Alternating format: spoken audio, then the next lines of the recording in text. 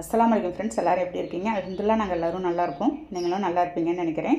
நான் இன்றைக்கி வீடியோவில் செய்ய போகிற ரெசிபி என்னென்னா காடை ஃப்ரை தாங்க செய்ய போகிறேன். வெங்காயம் தக்காளி எதுவுமே இல்லாத ஒரு சிம்பிளாக ஒரு 10 நிமிஷம் நம்ம வந்து ரெடி பண்ணிடலாம். இப்போ வாங்க அதை எப்படி செய்யலான்னு பார்க்கலாம். வீடியோக்குள்ளே போட்டோம்னா அப்படியே நம்ம சேனல் மும்தாஜ் கிச்சனை சப்ஸ்கிரைப் பண்ணிவிட்டு அப்படியே பக்கம் இருக்க பெல் ஐக்கானை கிளிக் பண்ணிவிடுங்க. அப்போ தான் நான் போடுற வீடியோ உங்களுக்கு உடனே வருங்க. ஃபஸ்ட்டு அதுக்கு ஒரு நான்ஸ்டிக் பேனை நான் வந்து ஸ்டவ்வில் வச்சுருக்கேங்க. ஒரு 100 கிராம் ரீஃபைண்ட் ஆயில் நம்ம வந்து ஊற்றிடலாம். ஒரு பட்டை போட்டுக்கிறேன், ஒரு 2 ஏலக்காய் போட்டுடலாம், ஒரு 3 கிராம் நான் வந்து போட்டுக்க போகிறேங்க. பாருங்கள், அந்த எண்ணெயில் ஸ்பைசஸ் எல்லாம் நல்லா பொரிஞ்சதும் 1 ஸ்பூன் நான் வந்து சின்ன ஸ்பூனால் போட்டிருக்கேன். தனி மிளகாத்தூள் போட்டுடலாம். போட்டுட்டு ஃபஸ்ட்டு இந்த ஸ்பைசஸோடு இந்த வந்து தனி மிளகாத்தூளை நல்லா ரோஸ்ட் பண்ணிக்கணுங்க. நம்ம மிளகாத்தூளை எப்பயுமே எண்ணெயில் போட்டு ரோஸ்ட் பண்ணும்போது உங்களுக்கு கலரும் நல்லாயிருக்கும். நெக்ஸ்ட்டு வந்து கொத்தமல்லி தூள் நான் வந்து 1 ஸ்பூன் போட்டுக்க போகிறேன். அதை போட்டுட்டு ஒரு ஜீரகத்தூள் ஒரு 1/2 ஸ்பூன் போட்டுக்கலாம். நம்ம ஜீரகத்தூள் எப்பயுமே அதிகம் போட தேவையில்லை. ஜீரகத்தூள் நம்ம அதிகம் போட்டோம்னா அதோட ஸ்மெல்லே வேறு மாதிரியாக இருக்கும், நமக்கு டேஸ்ட்டையும் மாற்றி விட்டுரும். ஒரு 1/4 ஸ்பூன் கரம் மசாலா போட்டு ஒரு 1/4 ஸ்பூன் மஞ்சத்தூள் போட்டுறேன்.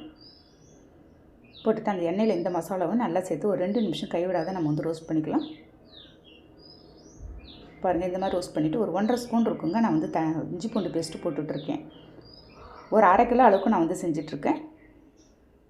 அந்த இஞ்சி பூண்டு பேஸ்ட்டு அந்த மசாலாவோட நல்ல பச்சை வாசனை போகிற வரைக்கும் நல்லா நம்ம வந்து வதக்கிட்டே இருக்கலாம் ஒரு 2 நிமிஷம். பாருங்கள், நல்லா வதக்கிட்டேன். நெக்ஸ்ட்டு வந்து நான் க்ளீன் பண்ணி வச்சுருந்தேன். இப்போ வந்து காடை எல்லாத்தையும் எடுத்து அதோடு சேர்த்துடலாம். பாருங்கள், நல்லா எல்லா காடையும் நான் எடுத்து போட்டுடுறேங்க. நான் இந்த காடையெல்லாம் 2ஆக வெட்டி எடுத்துகிட்டு வந்திருக்காங்க.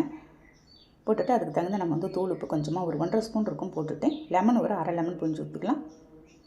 ஒரு 1/2 கிலோ காடைக்கு ஒரு 1/2 லெமன் புழிஞ்சு ஊற்றா உங்களுக்கு அந்த புளிப்பு காரம் எல்லாமே அவ்வளோ ஒரு சூப்பரான டேஸ்ட்டில் இருக்குங்க. கைவிடாத நல்லா இதையும் ஒரு 5 நிமிஷம் நல்லா மிக்ஸ் பண்ணிக்கிட்டே இருக்கலாங்க.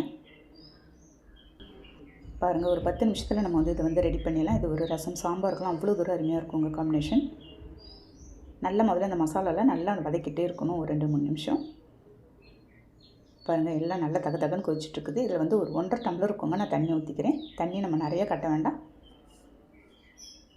பாருங்கள், தண்ணி ஊற்றி எல்லாத்தையும் நல்லா மிக்ஸ் பண்ணி நான் வந்து மூடி வச்சுட்டு போகிறேங்க. இது ஒரு 10 நிமிஷத்தில் நமக்கு வந்து சீக்கிரமாக ரெடி ஆகிடும். நீங்கள் குக்கரில் போட்டு செய்யணுனாலும் செய்யலாங்க.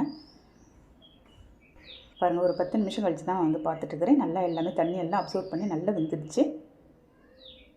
பாருங்கள், பார்க்கும்போதே அப்படியே சாப்பிடணும் போல இருக்குது. பாருங்கள், செம்ம சூப்பரான டேஸ்ட்டில் இருந்துச்சுங்க. இது ஒரு ரசம், தக்காளி ரசம், வெங்காய சாம்பாருக்கெல்லாம் அவ்வளோ ஒரு சூப்பராக இருக்கும் காம்பினேஷனு. பாருங்கள், அந்த மசாலோடு நல்லா வந்து பிறண்டிருக்கு உங்களுக்கு. ஓகே ஃப்ரெண்ட்ஸ், இதே மாதிரி ஒரு ரெசிபி நீங்களும் கண்டிப்பாக ட்ரை பண்ணி பாருங்கள். ட்ரை பண்ணி பார்த்துட்டு எனக்கு கண்டிப்பாக கமெண்ட் பண்ணுங்கள். இந்த வீடியோ பிடிச்சிருந்தால் லைக் பண்ணிவிட்டு ஷேர் பண்ணுங்கள். மறக்காமல் சப்ஸ்கிரைப் பண்ணிவிடுங்க. நெக்ஸ்ட் வீடியோவில் பார்க்கலாம். Okay, thank you, by.